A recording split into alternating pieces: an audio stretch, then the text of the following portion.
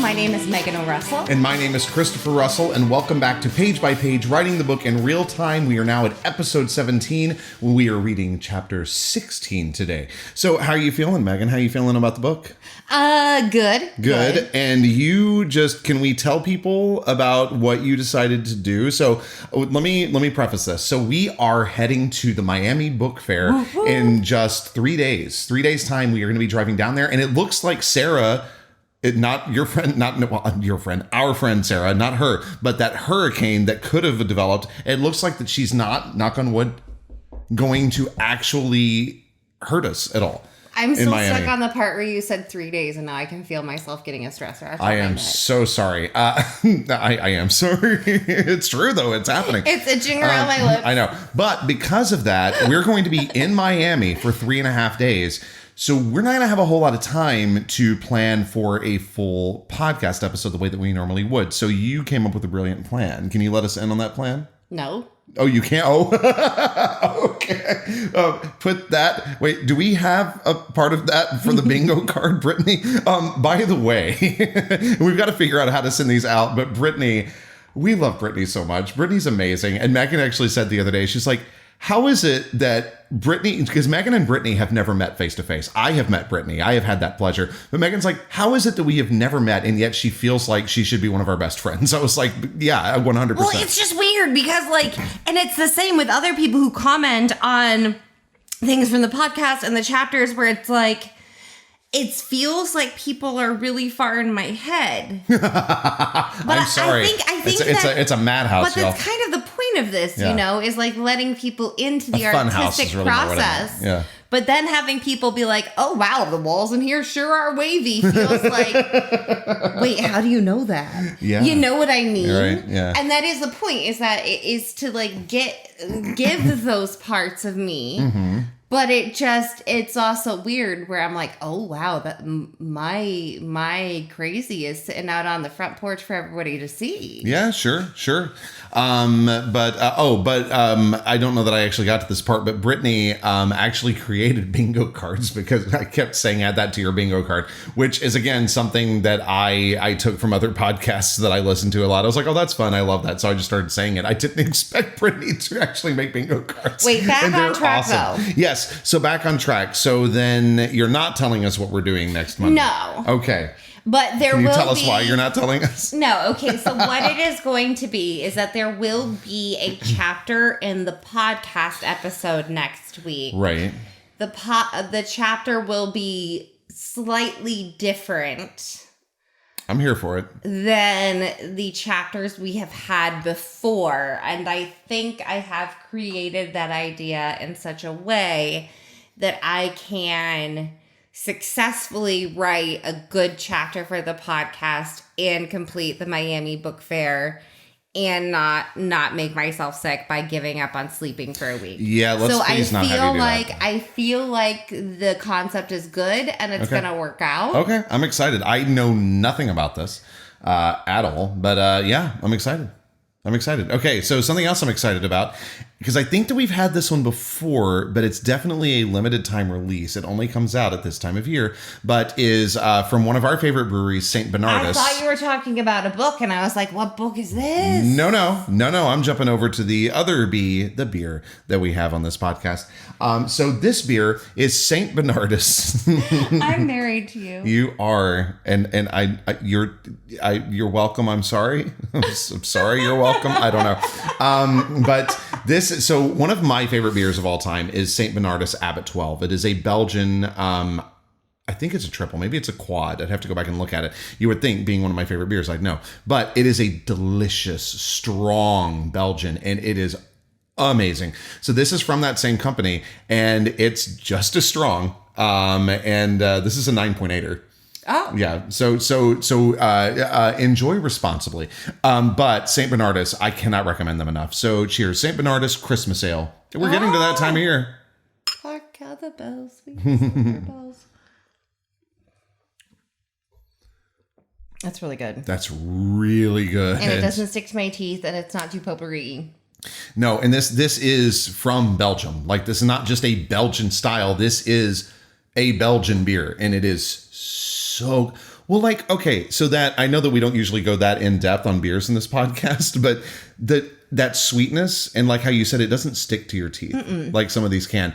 But that sweetness, like you get it very much, but then it's gone immediately. That is phenomenally well crafted. Oh my gosh, sorry. I'm in love with this beer. So you enjoy doing the rest of the podcast. I'm just going to sit here admiring this beer. All right, I'm going to start pressing Shall we do the last on the time on? No, don't press buttons on the computer. Why? You said it's my job? I'm going to No, press the I button? said it's your job to take care of the podcast, meaning talking. Don't touch my computer. Oh, okay. Don't do it. All right. But it actually is your time to... Destructor.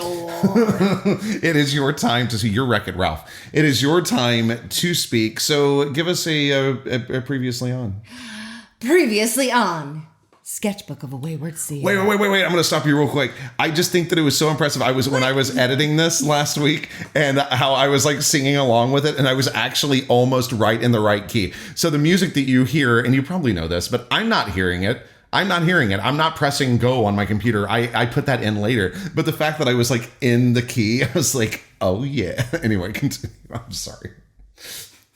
I no more slap happy episodes after this. Promise. It's an empty promise. Okay, now you can have it. Sorry. Previously on Sketchbook of a Wayward Seer. At a meeting of the KAT Society at Andre's very fancy house, Ella has a vision of Jason in the woods being very badly hurt by a horrible cut across his, massive wound across his back. And she also sees blood dripping from her hands in the vision. She is so upset by this that she just blurts out asking what he knows about Clara. What is this voice? I have no idea. You started doing it last week too. Like, I don't know because it's the previous all right, voice. Continue. You're so rude. About Clara. And he repeats the story that Clara was a runaway who just smashed everything in the house of the nice woman who had taken her in, destroying the home as a final act of petty vengeance on her way out of town. Ella then asks Jason about the wound on his back, at which point he gives her a very kind of non-answer and escorts her to her truck, sending her away for the night. An answer. Good grief. I think that's all the details that are super important. Yeah. And I will say, this coming day that we are getting to in the story, the one that we're doing today, is actually the fourth and final of the Welcome Week path. Oh my goodness, it is. Yeah, we have had all of them, so this is the last Welcome Week path. Do we know for certain before this day who this Welcome Week ambassador is? I mean, it's never explicitly stated, but you can kind of surmise. So it's like, our listeners probably know, but if you don't, get ready to be surprised. Yeah, but it's one of those, like, you look at the group and you're like, I see who you are. Yeah. Like, obviously, Jason is going to be the Spirit Week path or the Spirit Day path ambassador, you know? Okay. Sorry, I just realized there was something I wanted to add on here. Okay. Cool. Well, thank you for that. Thank you for that catch up. All right. Was there anything? No, that was it. I think that's it. Can you think of any more vital information? Ella's a seer. Great. On that note. Sketchbook of a Wayward Seer. No, that's no. Chapter 16. My job. Stop it. You can't make the. Okay. Do you want to make the music go? Ding, ding, ding, gotcha. Never mind. It's this not is Dexter. not Dexter. Oh my All goodness. theme music in my head is Dexter. Ding, okay. Ding, I mean, Dexter had pretty much the most perfect opening to a show ever. It was brilliant. Yeah, just if you guys ever watch Dexter, don't watch the final season. Just don't do it. And I don't mean this new one that they put up. I don't know much about it. Anyway, this is not Dexter. There's no paranormal stuff in Dexter. All right. Ding, ding, okay. Okay, continue. Man, I said it there you already. go. See, there you go. Put that on your bingo card if you've got them. Sketchbook of a Wayward Seer by Megan O. Russell. Chapter 16. My brain does this awesome thing sometimes. It's not a seer thing, at least I don't think so, but my mind just won't let me catch on to the obvious awful, even when the clear fucking problem keeps sweeping past me over and over like I'm standing in the middle of my own personal twister. Like your mouth starting to burn every time you bite into an apple, but you love apples, so your brain won't let you connect apple to pain, so you keep eating apples even though buried at the very bottom of your brain, where it shoves the instincts it doesn't want you to reach, you damn well know you're allergic to apples. An instinctual, anger-laced dread weighed heavy in my gut as I drove back to... Okay. An instinctual, anger-laced dread weighed heavy in my gut as I drove back to Kate's after KAT Society, but I couldn't reason through the actual source. Not because Jason had tossed Clara aside as a runaway, not even because he'd freaked out when I'd asked about his back. What he'd told me about Clara trashing the kitchen was actually helpful, despite his theory about Clara fucking up Widow Tomix for fun being absolute shit, since lots of damage and not a ton of blood sounded exactly like a wolf fight, which made it look a hell of a lot more like something awful might have happened to Clara, but even that hadn't spawned the dread. I let myself brood, raking through every reason I had for feeling like I was stuck in slow motion, watching as a fist swung... Watching a fist. No. That was, I added an as. That's it. I let myself brood. How dare you? I am sorry. I know. You're changing ruining my words.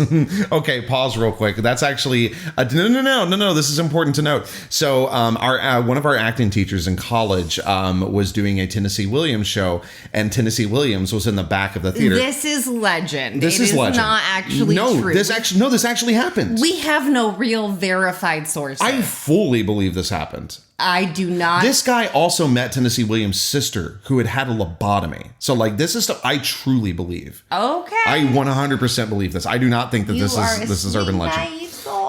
Okay. So, he was performing in a Tennessee Williams show. Tennessee Williams was there while they were rehearsing, and somebody did not get the words, like the lines correct word for word, which, to be honest, as an actor, there are some scripts that you can do that with, that you can kind of get away with paraphrasing. But Shakespeare, why am I losing track of great playwrights? I'm so sorry. Moliere, and Tennessee Williams. Absolutely. You do not mess with those words. He is a wordsmith. You say them as written. So somebody was messing up the words, and he literally was at the back of the house and goes, "You're ruining my words." It's that is horrifying to hear as an actor. It would be such a dream. For the writer to come in, for you to do that, to be that person. Can you imagine just walking up to people who are doing a play or a recording or something and just be like, "You're ruining my words," and have not people be like, "LOL, get out." Yeah. Wouldn't that be amazing? Yeah. Okay. No, it would be. Okay, so I'm going to back up a little bit now, but that was a story worth telling. I truly believe it. Okay. All right. So, no, meanie. Sorry, our cat wants to jump up on my lap. Go away. What he told me about Clara trashing the kitchen was actually helpful, despite his theory about Clara fucking up Widow Tomix for fun being absolute shit, since lots of damage and not a ton of blood sounded exactly like a wolf fight. Which made it look a hell of a lot more like something awful might have happened to Clara, but even that hadn't spawned the dread. I let myself brood, raking through every reason I had for feeling like I was stuck in slow motion, watching a fist swing from my gut, giving myself until I reached the stone wall around Kate's house to figure my shit out. No shit figuring happened. I stopped just outside the gate and turned off the truck. The drumming of the rain became white noise as I set a timer, giving myself 10 minutes to come up with a better idea. I closed my eyes and leaned my head against the steering wheel, tapping my hands on its well-dented bottom, right, left, right, left, right, left, whipping up plan after plan, searching for a next step forward. When the timer on my phone rang, calling Auntie V still ranked as the least bad option. Shit fuckers. I set another timer and gave myself 1 more minute. Auntie V maintained her hold on top slot. Shitty McShitfuckers. I sat up straight, shaking out my shoulders and bouncing in my seat. You've got this. Dread and anxiety still reigned as my primary emotions. Abandoning psyching myself up, I veered toward the much more reasonable plan of fucking faking it. I flipped down the sun visor, turned on the dome light, and checked my face in the mirror. I'd done so much smiling at KAT, some of it pretty genuine, my cheeks ached as I shoved them back up into a smile. I waited until my eyes could manage a decent impression of happy before letting myself reach for my phone. Through the magic of cloud backup, Auntie V's number was still in my phone. It even had the little picture of her I'd saved to go with her contact. She smiled up at me from the screen. I'd caught her mid-laugh, the apples of her cheeks high enough to scrunch her eyes, her just a little too sharp teeth on display. My lips trembled as smiling became a Herculean task. I let out a breath and went through the whole shake the shoulders out, give it a bounce, pin on the smile, rev up routine again, then hit call before I could leave. Leave me alone. I let out a breath and went through the whole shake the shoulders out, give it a bounce, pin on the smile, rev up routine again, then hit call before I could lose my momentum. Again. By the third ring, I dared to hope I'd get sent to voicemail and wouldn't have to talk to Auntie V at all. But then, "La?" interrupted the fourth ring like Auntie V had started talking before the phone had reached her face. Laughter, music, and overlapping conversations filled the beat before she spoke again. "Ella?"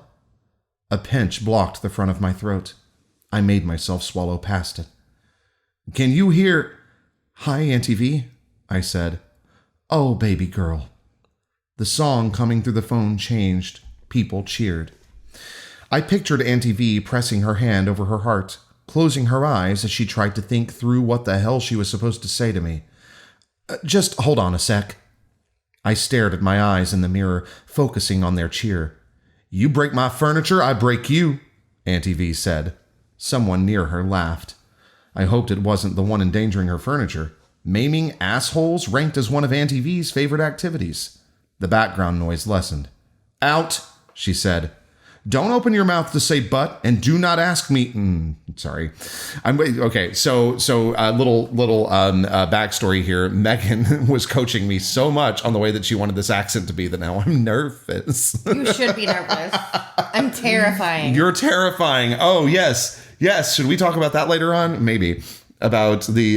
Sure. Yes. No. We're moving on for now. Continue. Continue. The background noise lessened. "Out," she said. "Don't open your mouth to say but, and do not make me ask again." There was a murmured round of "yes ma'ams" and the thump of a door closing. Then a squeak as Auntie V leaned back in her red leather office chair. She'd never let Dad fix the spring. "Sweet baby girl, how are you?" I dug my knuckles into my thigh. "I'm good." Silence. "I'm surviving." The pain in my throat grew tendrils that reached into the back of my lungs. And there are places a hell of a lot worse than Laureldale. Oh, Jelly. One quick drop of a dumb fucking nickname and heat shoved up into my eyes. "I would have called to check on you, but I'm supposed to adjust to life with Kate." I bounced my leg in a stupid fucking attempt to distract my body from fucking crying. "I know. Does this call mean the adjusting is going well, or are you done on that mountain and calling for rescue? I've got a new helicopter guy, freshly turned, not too old for you, chiseled jaw, dark eyes." I laughed. Tears rolled down my cheeks. "Not in a flying mood. If you want to be boring, I can send Larry with a car." "Thanks, but I don't need a way out of Laureldale." "Just do it. Just do it." "I'm calling to see if you have time for a job." 1, 2, 3 beats of silence. "For who?" Auntie V said in a "the answer fucking matters and their initials better not be KB" tone. "For me. And I can pay. I have money in my—" "And who exactly would you be wanting me to look for, Jelly?" Shit. Because looking for someone usually implies being mixed up in something bad enough to make a person not want to be found, and I know you're not creeping anywhere near that kind of shit, are you, Jelly? "No, ma'am." Silence. "I'm not." She coughed a laugh. "Okay, fine, but this is me trying not to get dragged deeper into the shit." "I'd love to hear that logic." "Just fucking do it, Ella. Don't be a coward, Ella. A wolf disappeared from Laureldale 2 springs ago. The cops say she ran away, but other people think she was taken. And you think that if you find her living it up in Key West, I won't have to think at all? Fucking silence. I swear this is me trying to be good, Auntie V. And what does your guardian say about this? Does she feel bad for not understanding the concept of keeping her damn ward out of trouble? Have you even made it through a week with that incompetent, overconfident, sanctimonious witch? I pressed my forehead to the steering wheel. Kate thinks I'm doing really well. Is stupidity supposed to be a mark in her favor? She doesn't even know I've heard of the missing girl. Auntie V's chair creaked as she leaned forward. And why haven't you told her? Because focusing on Clara is better than waiting to sink back into the cold, dark place where my soul likes to dwell? Because maybe saving Clara could be the universe giving me a fucking handhold to begin some grand redemption arc, and the guilt for all the people I haven't been able to save will finally start to fade? Because if someone hurt Clara, it happened on Kate's land and she didn't do anything about it. The words just fell out. There it was. The things my brain hadn't wanted to connect. A girl was attacked in Blackwood territory. Auntie V's diction changed just a touch, like anger had sharpened her fangs. And the witch did nothing? I swiped the tears from my cheeks with the back of my hand. I don't know. The girl was a chronic runaway who'd caused some trouble in town, so the sheriff's claim that she just bolted almost makes sense. A growl rumbled through the phone. Auntie V, things aren't awful here. Even school is fine, and Kate's been really nice. I don't want to fuck things up, and I don't know how to ask Kate about Clara without making it sound like Kate didn't give a fuck about an Etherean disappearing in her territory. Silence. Silence. Silence. More silence. Please, Auntie V. Shit. Chair squeak. Tell me you have a file. Thank you, Auntie V. The anxiety cinching my lungs loosened as the weight of the dread in my gut eased. A thrilling temporary reprieve. I can email over the file. I don't know how Mom used to pay you, but you're not paying me. I have money. Jelly, you're kin. The anxiety re-cinched. Then give me the family rate. You're the kind of kin whose money never works with me, which also makes you the kind who always has a bed in my house. Am I understood? Yes, ma'am. Pain dug into the center of my chest. Which also means if that witch actually ignored something happening to that girl, you're coming straight to me, and I don't care what anyone else says about where you should live. Give me another yes, ma'am. Yes, ma'am. Then I'll get one of the boys on this as soon as I get the file. Thank you, Auntie V. I tried to unclench my left hand. My fingers wouldn't move. When that witch loosens your leash enough for you to reach neutral territory, you let me know. And if you'd like to explain to the witch that if anything happens to you, she dies slow and bloody, you go ahead. Auntie V, I laughed. I didn't say you had to tell her. I'm fine with my vengeance being a surprise. My breath caught in my throat as my laughter threatened to twist into sobs. I love you, Jelly. I scrunched my eyes shut, making my voice steady enough to form coherent words. I love you too, Auntie V. I waited until I'd hung up to give in and just let the sobs take over entirely. Curled up in the driver's seat, hugging my knees, gasping, hiccuping, full tilt sobs. 83 days since I'd said, I love you. 27 days since someone had said it to me. By the time I'd pulled my shit back together, the rain had started to slow.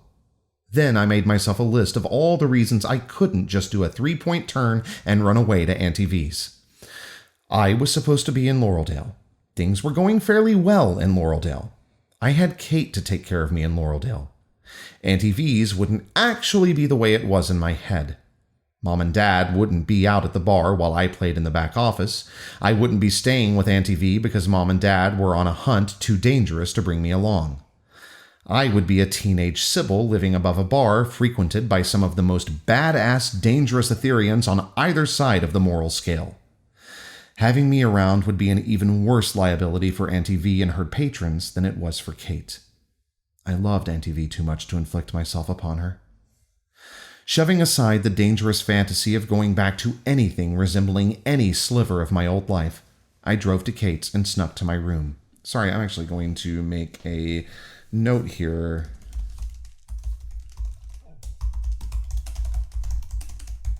Yeah, we're going there. Unfortunately, Megan can read my notes as I'm typing them out right now. All right, going back.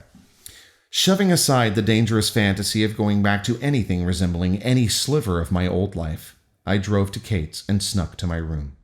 I didn't come out until morning. Thanks to my slightly speedy Sybil healing, my eyes had lost their sob-fast swelling. Did I say fast? Sorry, backing up. Thanks to my slightly speedy Sybil healing, my eyes had lost their sob-fest swelling. And thanks to the super healthy coping skill of masking, Kate let me breeze out the door to school with a new record low coddling level. I can feel you looking at me, Megan Elizabeth. I'm taking a drink for that. How dare you? I wasn't looking at you. I was watching you read. Struggle. As I'm supposed to during the episode. Oh, man. The fact that I was glaring at, not glaring. You said it. The fact that I was watching it in an intrigued fashion through my fingers. An intrigued fashion. I'm sorry, I just peeked the mic. Don't worry. I'll deal with that in post. Okay. Thanks to my slightly speedy Sybil healing, my eyes had lost their sob-fest swelling.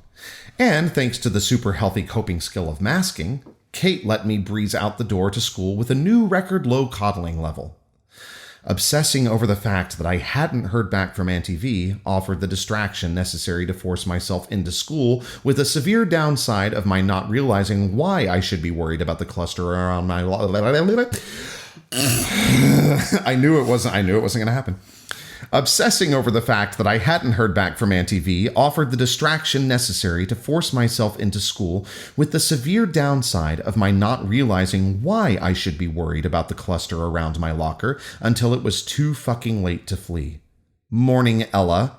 Violet didn't glance away from her glare-off with Paige to toss me the greeting. She leaned against my locker, a plain white envelope in hand, while Paige stood across from her, holding the blue envelope marked Creation, like they'd gotten in a stationary, as in the paper kind, standoff, and Paige had decided to risk her life trying to tape a fucking envelope to my locker. Gonna pause right here. Stationary, as in the paper kind, which I actually almost asked. Well, I did ask Megan. I was like, do we really need this for anything outside of the podcast? Well, no, for the podcast, for the audiobook, because it's... Yeah. Because it's not that they're standing still. It's no, that they're both holding stationary. And also stationary standoff would be redundant, right? But it's So I had to put it in, or you couldn't get the joke. And it's also just a great moment of levity too. And this again is where you see the Bryant influence here. Like that same tongue-in-cheekness, that Bryant has, which I love. Like, I love that you have fused together two of my favorite of your series. Okay, so we've done the stationary thing. I'm moving on. Well, no. So no, I have to go back. They didn't get a hint. They need to appreciate the joke. Sorry. You can do it. Read it as dad joke. Like, lean into the kitsch this time. I want a different line reading. All right, you got it. Thank you. Do you want to give me the line? I did crack my knuckles. I did. Okay. No. I mean business. I want to hear your line reading. Okay. Yes, I did. Snort. Okay. For those of you still with us, thank you. She leaned... Sorry, I should back up. Morning, Ella. Violet didn't glance away from her glare-off with Paige to toss me the greeting. She leaned against my locker, a plain white envelope in hand, while Paige stood across from her, holding the blue envelope marked Creation, like they'd gotten in a stationary, as in the paper kind, standoff, and Paige had decided to risk her life trying to tape a fucking envelope to my locker. Friday, guys, wow! I slid between Paige and Violet, becoming the creamy center of the anger cookie. Okay, no, I know, I'm sorry, it's funny. The creamy center of the anger cookie. Paige didn't back up as I grabbed the envelope from her hand. You're amazing, Paige! I wrapped my arms around her, using the hug to pivot her away from Violet, ramming us both into Jason's chest. Group hug! I clung to the word group too long, giving it an awkward upswing. Violet huffed a low laugh. I reached back, grabbing her wrist. You get in here too, Violet! The furious glint of predatory wrath in her eyes totally making risking my jugular full... The furious glint of predatory wrath in her eyes totally making risking my jugular fully worth it, I yanked her over, dragging her into the awkward hug. Jason curled his arms around Paige's and my waists like the sweetheart thought he could protect us from Violet, as Violet kind of ricocheted off the grouping, like the concept of nice had created a shield that bounced her away. She snatched the envelope I'd stolen from Paige. This one has a typo. She ripped the blue paper in half. The fuck, Violet, Paige said. Jason kept his arms around Paige and me, pinning Paige to his side like she might launch herself at Violet, while bracing me like my legs might buckle. Not today, fuckers. Aw, Violet, you didn't have to worry about a typo. I slid the white envelope from her grip with one hand, while loosening Jason's grasp on me with the other. By the way, I'm going to take a pause here. If, for some reason, I am doing the wrong choices here with Ella, you tell me, because I feel like I'm making her a little too demeaning to Violet, but is she trying to be? She's trying to be slightly demeaning, and you're overplaying it. Okay, so don't overplay it. But it's entertaining me. Oh, okay. So I'm fine with your acting choice. Okay. Okay.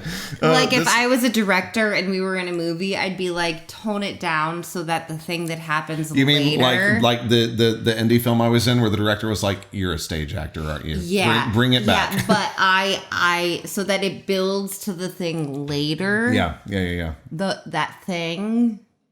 So if you want to scale it back now so it can get worse, we could go for that approach. Okay, I see. So start small. Start small. Okay, small. all right, start small. Mm-hmm. Got it. Okay. All right, going back. Aw, Violet, you didn't have to worry about a typo. Is that better? Mm-hmm. Okay. I slid the white envelope from her grip with one hand while loosening Jason's grasp on me with the other. There's really a great discussion about therapy to happen here, about an actor's need for validation. Okay. If your priorities have changed and you no longer find yourself capable of performing your role as Welcome Week Path Ambassador, Paige said, which seems like a really dumb fucking mistake for me to have made in the first place. Whoa, what? My fingers slipped halfway through opening the envelope. I sucked air in through my teeth at the paper cut's sting. Shit. Am I not living up to Paxman standards? A hint of joy lifted the corners of Violet's mouth, creating a portrait-worthy representation of a predator who just scented fresh prey. Of course not! Today's going to be great, right? Keeping my now bleeding finger away from the paper, I pulled out Violet's note. Making sure someone coming into Laureldale with no friends feels welcome, Paige said. Introducing them to how amazing our arts program is for such a small school? I thought you could actually be on board with that, Violet. Lunch, music room pizza party. DJ Evan Wren. 3:30 art studio finger paint party. Not the torment I'd expected. Hold on. Okay. My brain automatically jumped into dissecting all the ways pizza might be weaponized and how much damage Violet could do to my nose while wielding a jar of finger paint. I planned activities, Paxman, Violet said. I'm fulfilling my part of the agreement. Now scurry your type A little ass the fuck out of my way. Ella is not spending 1 second with you. Paige squirmed in Jason's grip. Violet cocked her head, giving a pursed lips smile like Paige was a kitten who'd just taken a cute little tumble. I mean, finger painting sounds fun. I held my scrawled schedule out to Paige. Paige batted my hand away. I don't care what kind of cutesy bullshit you planned. I'm not handing Ella over to you so you can feed her a bunch of shit about Clara Miranda. Fear-sparked confusion numbed my whole body, leaving me helplessly, silently watching as the edge of the waterfall raced closer. Is it because she's been hanging out with me and Jason? Are you trying to take out some kind of vendetta bullshit on Ella? Paige wriggled, digging her elbow into Jason's stomach, trying to break free. Do you want to scare her away? Would that make you fucking feel better? Paige, Jason warned, rotating his chest, blocking Paige's reddening face from the students who'd slowed their steps to enjoy the drama. Clara? The whispered word rumbled in Violet's throat. Hindsight, I should have considered that Jason might jump right to Violet being the problem. I should have also assumed he'd be incapable of keeping anything from Paige. Too late now, Ella. Fucking roll with it, Ella. What the hell was your plan, Violet? Paige kicked at Jason's foot.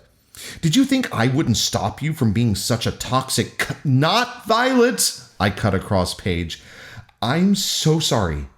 I dove into Paige for another hug, mashing her against Jason with enough force to knock the air from her lungs and buy myself time to say, thank you for protecting me, but Violet would never try to scare me with stories about her brother's ex. I let go of Paige and whirled around to Violet, mimicking the face I'd seen far too often. Oh, I'm so sorry. I didn't mean to bring up... Sorry. Oh, I'm so sorry. I didn't mean to bring up Clara in front of you. I reached for her, leaving what? Nothing. I didn't say anything. Okay. I let go of Paige and whirled around to Violet, mimicking the face I'd seen far too often. Oh, I'm so sorry. I didn't mean to bring up Clara in front of you. I reached for her, leaving my hand palm up, like I was waiting to give her support, or commanding a cute little puppy to shake. Having someone you care about just take off one night? And smashing shit on her way out instead of writing a goodbye note? Leaving her phone behind so you can't even try to call her? I'm sure it still stings. Murder danced in Violet's eyes. The important thing is to hold tight to the people you have left, isn't it? A probably unhealthy sense of satisfaction bloomed in my soul as I watched Violet start almost quivering with her need to attack. Making myself remember that I have this whole pack of extended family behind me helps keep me going. Weird timing, but actually just last night I was talking to one of my parents' oldest friends, and I feel better than I have in ages. Knowing someone with fangs that sharp is willing to tear people apart for me, well... Violet's eyes narrowed in a very satisfying way. Next time someone wants to scare me with Lauraldale's big mean monsters, I think I'll be fine telling them to fuck off. And then I suddenly lost all respect for my own life. I'm sorry. It's just that what's coming is so good. Okay, I'm going back. Sorry to forecast that, but God, it's funny. And then I suddenly lost all respect for my own life. I reached out, extended my pointer finger, and tapped Violet's nose. Boop. She booped her. Megan Elizabeth. She booped the werewolf like she was a kitten.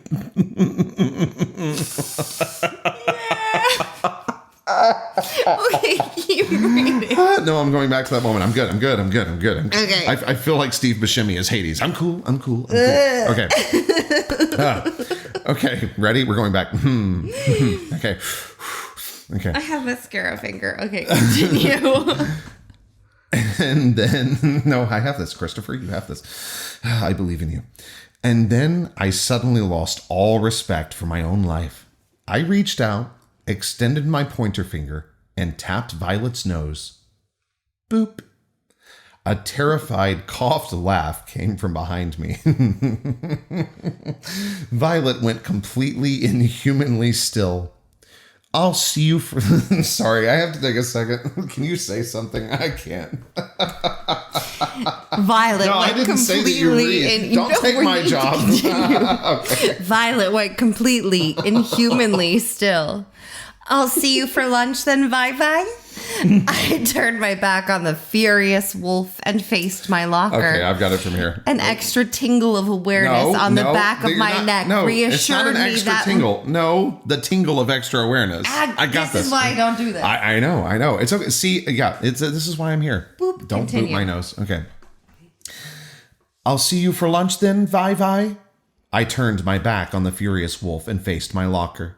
The tingle of extra awareness on the back of my neck reassured me that my body understood I might have my throat ripped out at any moment, even if my mind couldn't process anything but slightly vindictive triumph as I popped open the door. A slip of paper fluttered out into my hands. A black and white picture of Mr. Carver had been printed across the top of the notice. Pain surged up and down my arm as Violet dug her fingers into my elbow. Now if you don't help me, I'll have fucking fun destroying every fucking thing you have left, Sybil.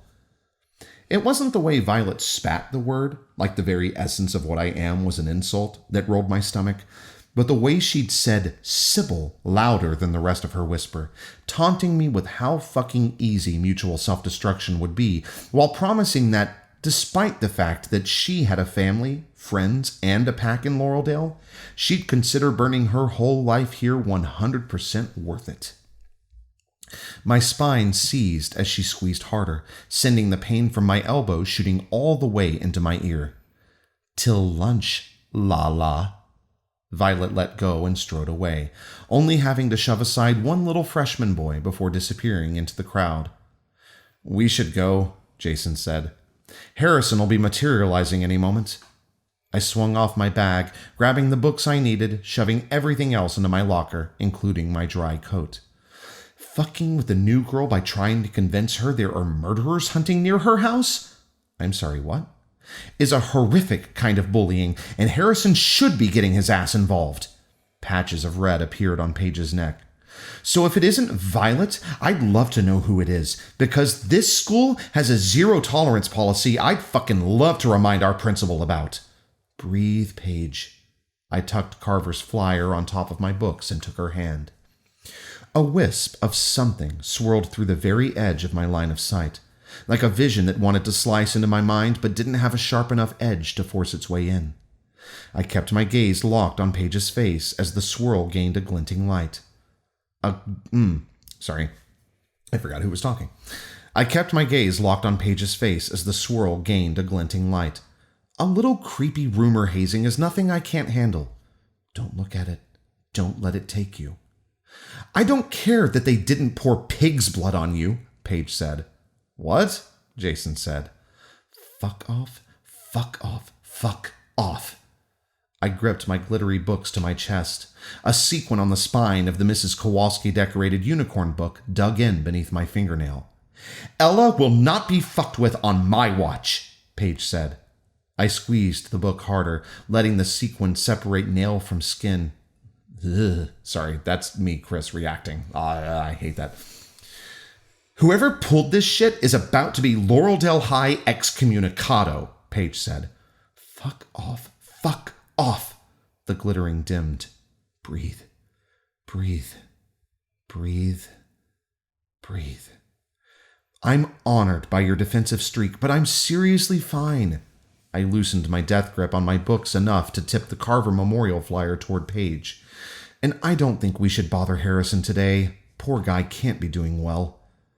The notice had been split into 3 sections. A reminder for the afternoon's remembrance ceremony, instructions for how to send flowers to Carver's family, and a note on proper funeral attire for next week.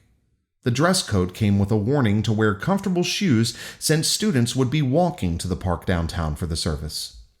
A bus would be provided for those who couldn't make the walk. By request of the sheriff's department, students would not be allowed to drive their own vehicles. The last faint traces of the swirl faded with one final bright glint high up on the opposite wall. A laugh, joyful with a hint of cruel, swept through my mind, blurring all other sound, including whatever Jason said as his eyes widened. He pointed at my hand. Blood rolled down my sequin-wounded finger. A drop fell from my knuckle, hitting my shoe just the way I'd watched the first drop strike my bare foot while Jason screamed in the woods. Sorry, my voice echoed from far away. I have to go to the nurse.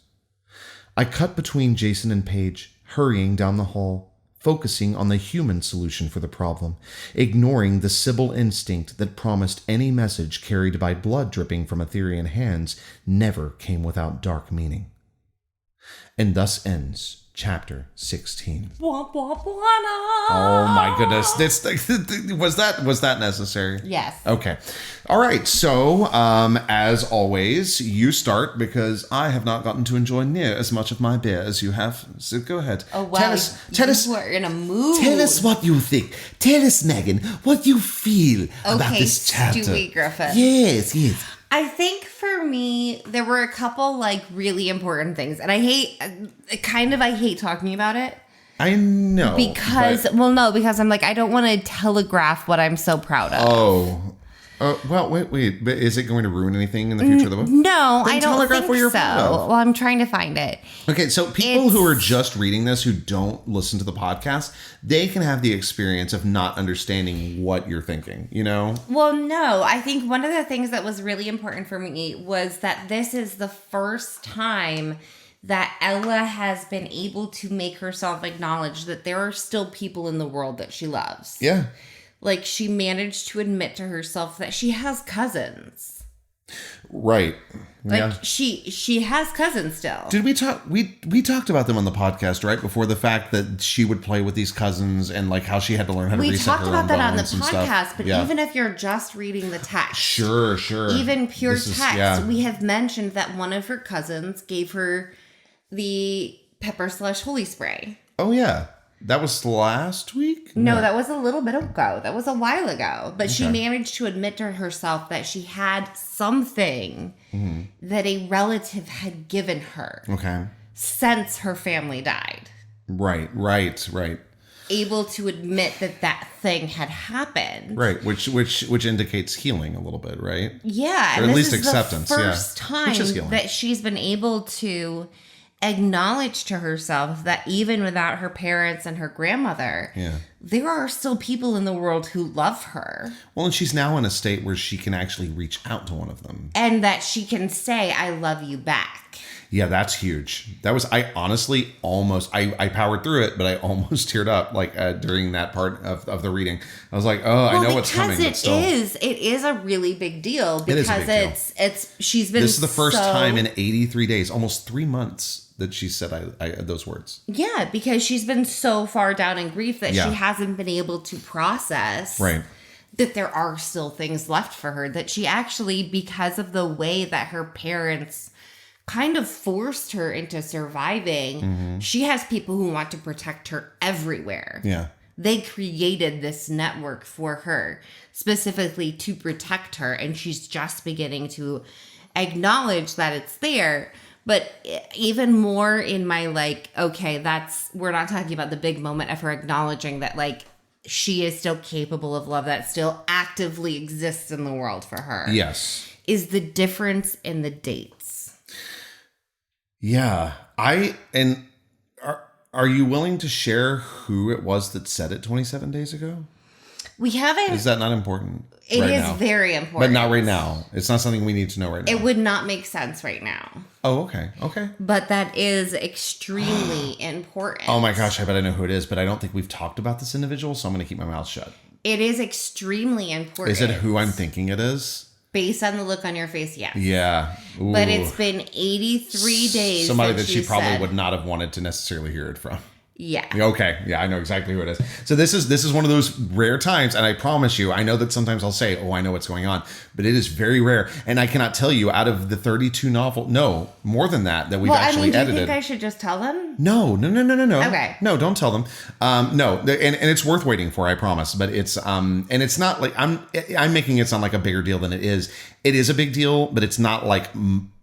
Okay, now I'm just going to tell them.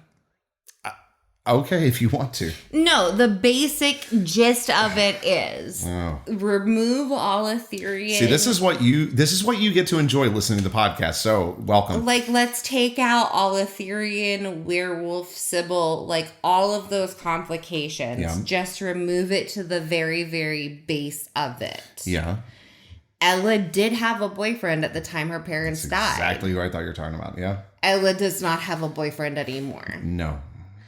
And yes. And there's a reason for that, which we're not going to go into. And the reason and their connection and who and what he is. Yes. We cannot go into. No.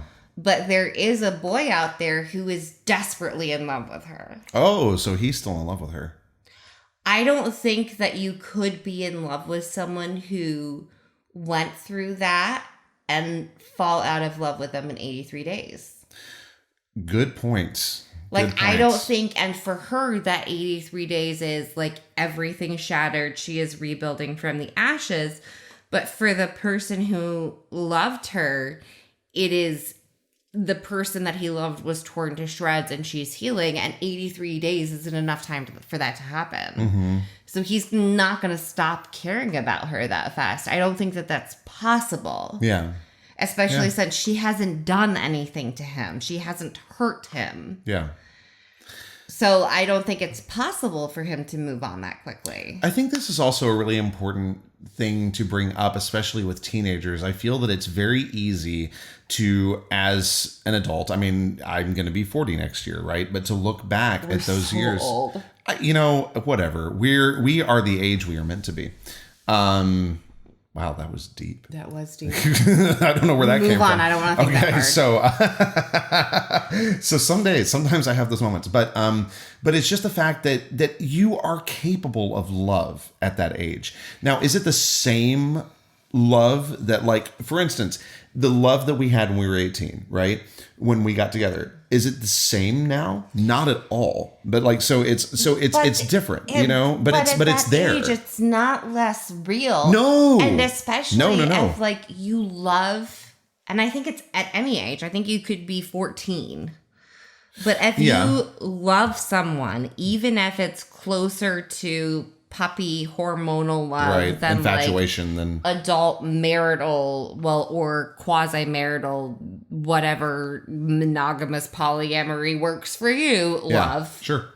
Yeah. I know what you mean by marital, adults. But like, even despite that difference, if there's someone that you care about that much and something that horrible happens, the scars of watching them in pain aren't going to heal that quickly. And I don't think that you can stop loving someone until you can accept what you watched happen to them.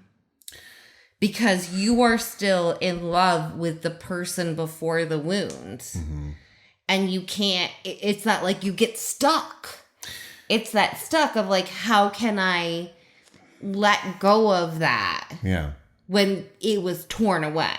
Like, how do you do that? You know what this kind of is making me think of? And I'm going to give slight spoilers for the Hunger Games trilogy here. So if you don't want to hear them, move ahead about a minute. So I'm going to give you a second. Okay, now I'm going to jump in. But it's kind of like with Peeta and Katniss. The fact that, first of all, they're suffering this dystopian world together in the same place. Yes, Peeta is in a better place, right, because of what his family does. But then they go through the first set of games together, and it's just surviving that. There is nobody else. Like, Gale is not on the same level. No. Even though there is that moment where it's like, well, is she supposed to be with Gale? Is she supposed to be with Peeta? No, it was always Peeta. No. And that's the thing, is that for Ella, her life being ripped apart tore that part of her out. It doesn't exist anymore. But for the guy, the thing he lost is her. Yeah. And so that there is that really big difference of he's not a part of her life anymore. But 26 days, I think it is, 26 days ago, someone told her they loved her, even if she was incapable. Sorry, I scrolled away as 27. 27. Yeah. Even if she was incapable of believing that at that time or acknowledging it, like, It existed. Are people who still care so much about her, even if she can't be in their world right now. Yeah. Which to me is even more isolating. Because she can't get to Auntie V. No, she can't. She doesn't have this Because can I share where Auntie V is? Is that allowed? Sure. Are you sure? Yeah. Okay. Auntie V is currently in Louisiana. which is fitting, as those of you who are paying attention, her fangs growing, she's a vampire. Yeah. So it's like, so that's very fitting, because here in the States, there are people who live as vampires in Vegas, in Vegas, good grief. Sorry. In New Orleans. There are also people who live as vampires in Vegas. That doesn't surprise me. Yeah. There are people who live that way everywhere. I mean, It's just a bigger community. Yes. Okay. So Continue. Okay. So are you ready to jump over to my stuff? So as a part of it's sort of a palate cleanser, I'm going to start with how your favorite. I laughed typo? at you so much. This was so this is just kind of one of those, for the aspiring writers out there. It's great. It doesn't matter how good you are at catching typos. You ain't going to catch them all. You're not. In fact, there were a couple of punctuation marks that I inserted during this read right now, where I was reading it to you, because I was like, oh man, I missed that one. So it happens, right? So have somebody else edit your work. Do not think that you're good enough to put it out there, because you're not. You're not going to catch everything. It doesn't matter how good you are. You're not. So Megan had the drumming of the rain became white nose. I went, I'm just picturing like a giant schnoz, just like. You mean me? Like my nose? Yeah, just like. I mean, like I kind of grew dead my nose. fishing across her truck, like a windshield, but a nose. Oh. Just like windshield wiper. It's Oh, just okay. like, but I like love a it. nose. Okay, no, that's good. That's great. That's what it is in my head. The second thing I want to bring up, you might make me cut, but we have this jelly, and I went, oh. So if you remember back in chapter 1, one of the 3 lies that she told was, my name is Ella Day. And so we get to this jelly, this nickname for her, and this actually is a hint at her name. It's the closest we to her proper name, to her birth real. Yeah. This is my fucking name. And you can feel free to guess it in the comments. I highly doubt anybody's going to get it, because I have never heard of this name before, but it's beautiful. It's a beautiful name.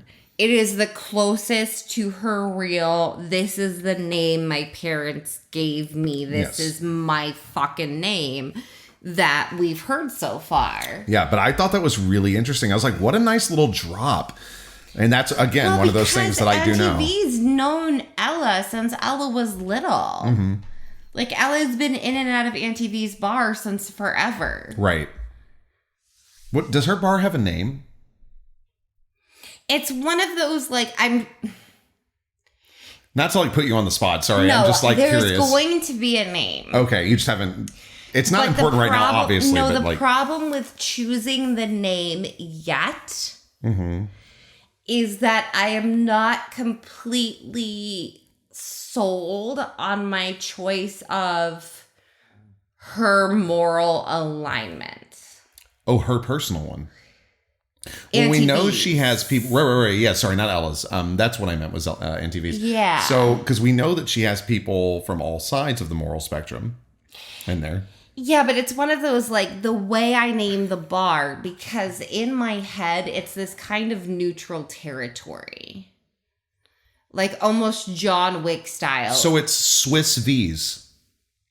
Sure. Get it? It's because Switzerland is... But it is like the neutral hilarious. territory of it's like all Ethereum kinds are welcome. Don't get in a fucking fight or I fucking kill you. No vengeance here. No headhunting on my territory. Like, it is that full thing. But the thing is, I can't quite decide, do we want it on the capitalist edge? On the edge of good, on the edge of evil, on the edge of fuck it. Like, I can't. Capitalism is on both edges, so you could do that. Yeah, but I can't quite pick the name just because I'm not quite sure which way it twists for her. Okay. Because I haven't spent enough time with Auntie V to really know that detail. Blood of the Vine. No, it wouldn't be that. All right. This is why I'm not a writer. Okay. No, you're not a writer because you don't have the attention to sit down and go tippity type that long. Were you talking just now? Yes. Okay. Continue. How many continues? Like, I feel like if you say a certain number of 22 continues, million. then And you then, like, automatically goes ding, ding, ding, automatically get bingo. So this is just a little something that is not it's not necessarily important to many people, but to me, I thought it was really cool. And we talked about this. I was like, so we get to this line, Auntie V's chair creaked as she leaned forward. And I said to Megan, when we were doing this before the podcast, I said, she can't she cannot know how she's leaning. I said, are they on FaceTime or is she calling? And she said, well, they're talking over the phone. And I went, then she can't know that she's leaning forward. That's a little head hoppy. And she went, no, because it makes this as she leans forward and then as she leans back. Like, it's the way that it squeaks. Ella is that familiar with it. And I was like, oh my God. Well, because she spends time in Auntie V's office. Right, but and if you're a kid and there's a squeaky chair, sure. What you gonna do? Hop straight in the squeaky chair. But this just showcases your mastery of storytelling. Well, that's a weird thing to say. What do you mean? That you have a mastery of storytelling? Yeah, that makes me feel icky inside. Well, that's too bad because you're a master at storytelling. No, I feel Brittany, really Brittany, back me up. Make Megan feel worse. Make Megan feel weirder. But no, it's true though, because Auntie V's chair creaked as she leaned forward. It's such a small detail, but it's so big at the same time. The fact that she has spent this much time. So it showcases how deep of a relationship this is, without saying it. So this is very much showing it. You're not telling them, you're showing, right? So I think that is really, really cool. And again, this is a podcast that is about the reader first and foremost, but it's also about being a writer. So we want, to show writers that this is how you do it, y'all. This is how you do it. Yeah, just follow Megan's lead. Yes, I am a very proud husband, but you know what? She's awesome. Oh, okay. So this was interesting to me. Auntie V's wouldn't actually be the way it was in my head. What a powerful sentence. It's kind of the whole, you can never go home again, Like, if you've ever heard that phrase, if you've never experienced it, boy, it is something else. The first time I experienced it was when I took Megan to see the house I grew up in until I was 9 years old. I took her to this house and I drove by it, and it was not the house I grew up in at all. It looked near condemned. The Christmas tree that my parents had planted the year that I was born, like that was out in our front yard, was gone. It was really bizarre. So it's the whole, like, you build this up in your mind of like, this is how it's going to be. And hers is deeper than that. Hers is like, she's going to go back to this part of her past that doesn't exist anymore. Right. But it's so real and so visceral a thing. And it was just very fun for me to read that. I was like, oh my God.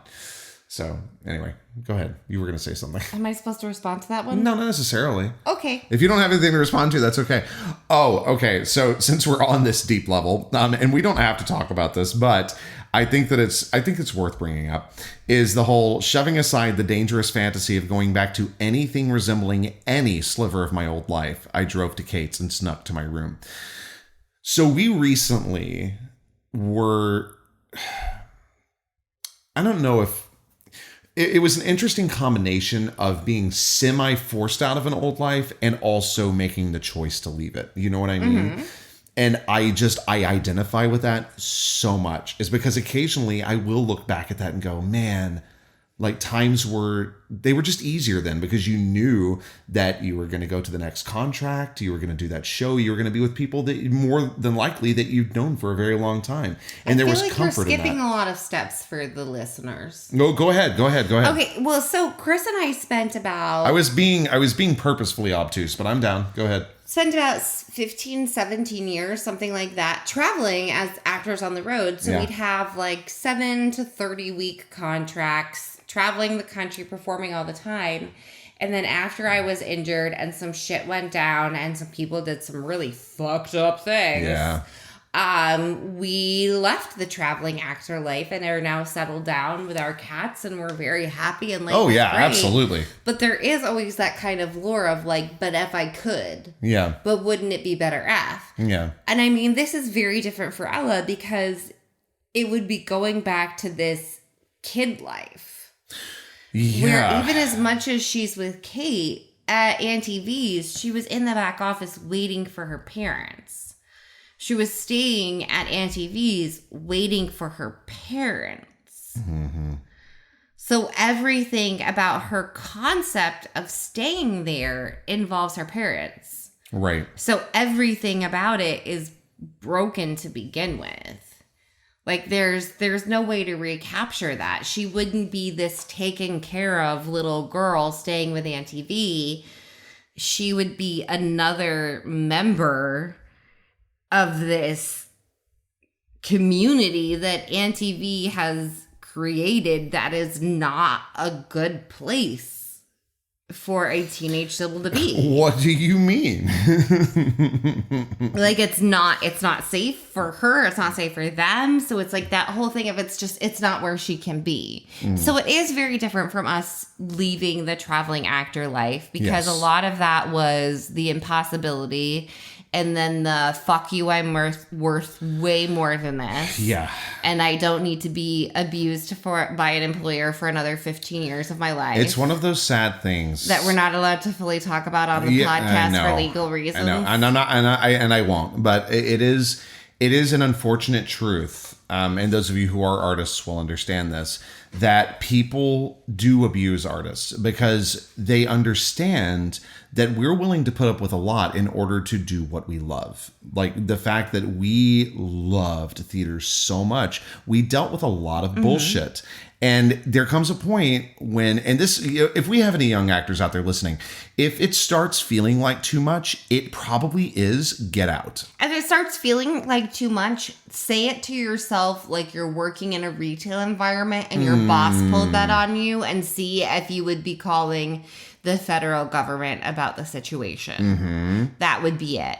And maybe that experience of like having that entire old existence be burned does have some impact on this, of like that whole removal of all previous resources. Yeah.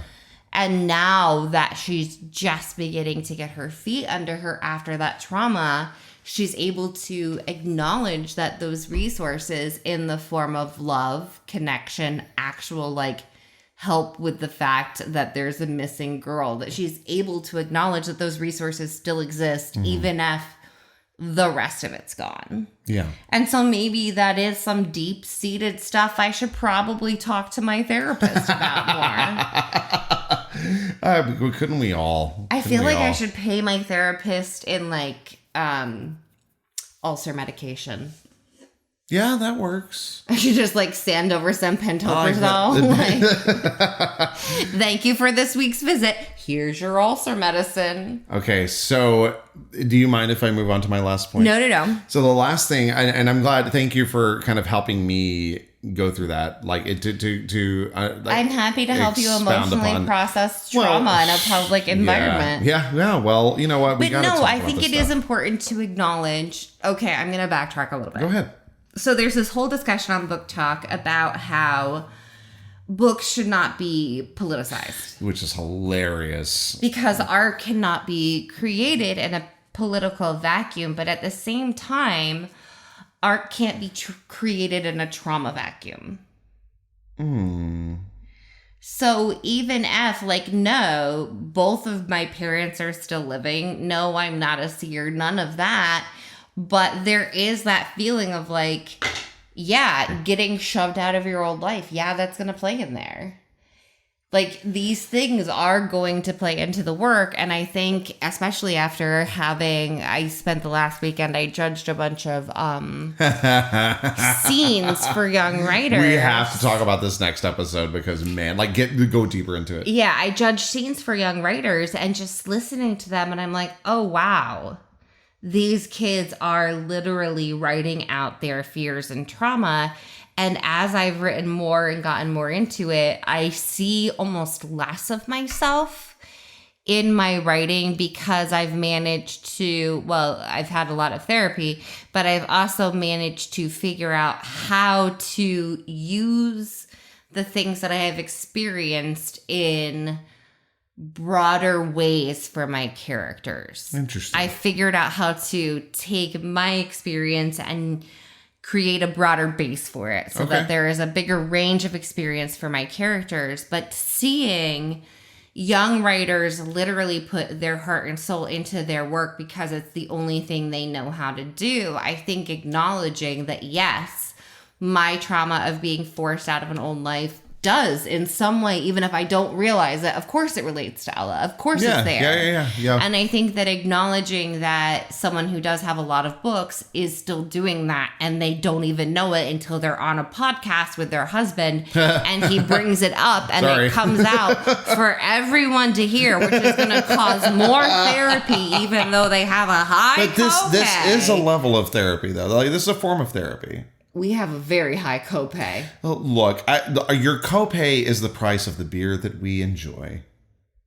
I don't know. Actually how it works. Not how that it works. Makes no I'm sense. sorry. I was deep earlier. I was trying for a. I do think that it is an important thing to acknowledge, so that other people who are inadvertently doing that or purposefully doing that can see that they're not alone. Yeah. You know what? I'm going to save my last point for next time, because I think that is an important thing for people to take away. So, with inadvertently writing out your traumas. Well, no, I think that it's okay to end on something that's that deep. I really do. I think that your writing is changing people, and I think that it's for the better. Like, I really do. That's a lot of pressure. Well, too bad. That's what you have as an artist. Is that it is your job to hold a mirror up to society. And if that means that you are letting people know that it's okay that you're writing out your trauma, then that's a part of it. And that's fine. I'm going to deflect. Okay. All right. So in just a few days, we are heading to the Miami Book Fair. See how much easier that is? Well done. So we are heading to the Miami Book Fair. If you are going to be in the Miami area, come check it out. It is 200,000 people. It is overwhelming. And it's supposed to be like sunny. Because it was looking like it wasn't going to be great. But and hopefully there's not going to be a hurricane. So please do come out and enjoy us. It's going to be amazing. Yeah. And join us, not enjoy us. You know what I mean. You'll enjoy our company. Yeah. We're cool. And do join us next week for a special episode of Page by Page. I'm terrified. Don't be terrified. It's not that weird. Okay. I just haven't exactly figured out how I'm going to present it, so I don't want to say it yet. But it's not that weird. All right. That's cool. So yes, Miami Book Fair, Makers Fair Orlando was amazing. Thank you to everyone who came out to see me there. Yes. And yes, please subscribe, follow, leave us a comment saying, good job, guys. Rate. Or a review saying, yeah, you did it. Or, wow, you need more therapy. Whatever you like, but hopefully with lots of stars beside it. Well, yeah, sure. But I think that's always what we hope for. Yeah. Yeah. So subscribe, share, comment, all those things. And until next time, thank you for hanging out with us on Page by Page. And as always, thank you for reading.